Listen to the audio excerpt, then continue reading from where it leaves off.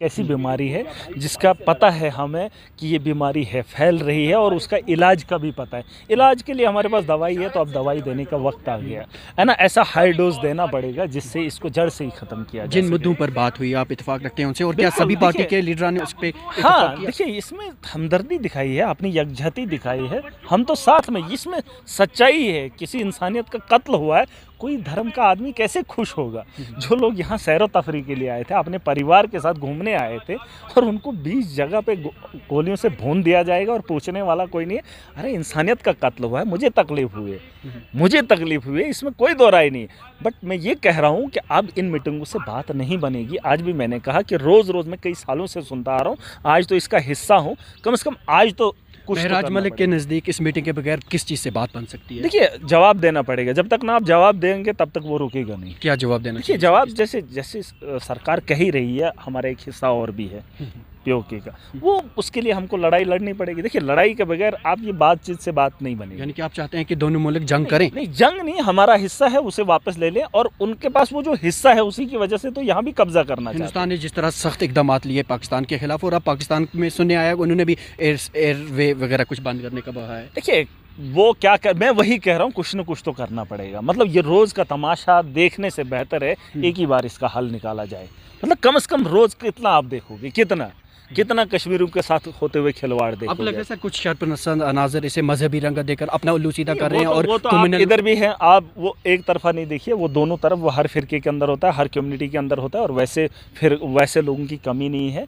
चाहे आप देखेंगे यहाँ पर जो हमला हुआ, या वहाँ पर किसी जगह पे नौजवानों को, मुसलमान बच्चों को पीटा गया, या कारोबारी लोगों को पीटा गया, वो भी एक ही फिरका है। वरना मैं भी तो चंडीगढ़ से होकर आया, बलानी जगह से होकर आया। वहाँ कुछ शहर पसंद लोग हैं जो ऐसा करते हैं, जैसा मैंने कहा ना, उनका धर्म नहीं होता है। और कुछ लोग कहते हैं नहीं जी, उनका नाम मुसलमान है। अरे, मुसलमान नाम है, लेकिन जब वो निहत्ते लोगों पे गोलियां बरसाएंगे तो वो इस्लाम से खारिज हो जाते हैं। आप पता कर लीजिए, किसी आलिम से पूछ लीजिए, उनका धर्म खत्म हो जाता है फिर वहीं पे जब वो इंसानियत का कत्ल करते हैं। अब ये बात समझने वाली है कि कुरान को अच्छे से पढ़े नहीं है, इनको भी पढ़ना चाहिए। क्या वाकई ये लोग सच कह रहे हैं कि जब इंसानियत का कोई कत्ल करे, मुसलमान कोई गैर का कत्ल करे, फिर क्या वो मुसलमान रहता है? नहीं, वो मुसलमान से, इस्लाम से खारिज हो जाता है। बस अब नाम रह जाता है, तो उसमें हमारा कोई दोष नहीं, वरना हम भी मुसलमान हैं। वरना अगर सब लोग आतंकवादी सोच रखते तो फिर इस देश के अंदर ऐसे थोड़ी रहते। इनको बता दो, इंसानियत के साथ खड़े हैं, इंसानियत हमें सिखाई गई है, और इसमें कोई भी दो राय नहीं। हाँ, जो लोग हैं, 4 लोग हैं, 4 लोगों ने ऐसा काम किया, 25-30 करोड़ लोगों को आप ठप्पा लगा लोगे? अरे, 4 लोगों को रोकना था। 4 लोगों के पीछे कौन लोग हैं? वो पाकिस्तान है, सिंपल बात थी। अब उसको नहीं रहे हो, हम लोगों पे यहाँ राजनीति हो रहा है। और पाकिस्तान को भी बताना चाहूँ, फ़लस्तीन चले जाना, फ़लस्तीन नज़दीक है, आपको जाना चाहिए वहाँ पे मुसलमानों की ज़रूरत है। आप इस देश के अंदर रह रहे हैं, जहाँ दुनिया का सबसे खूबसूरत मुल्क है, सबसे खूबसूरत मुल्क है, और यहाँ का आइन, इस पर भी मैं नहीं कह सकता, इन लोगों को समझ जाना चाहिए। हमारे साथ दखल अंदाजी ना करें, हमें जीने का अधिकार देना चाहिए। वो लोग कुछ बता रहे हैं, ये लोग कुछ बता रहे हैं, बीच में हमें कोई पूछ ही नहीं रहा है।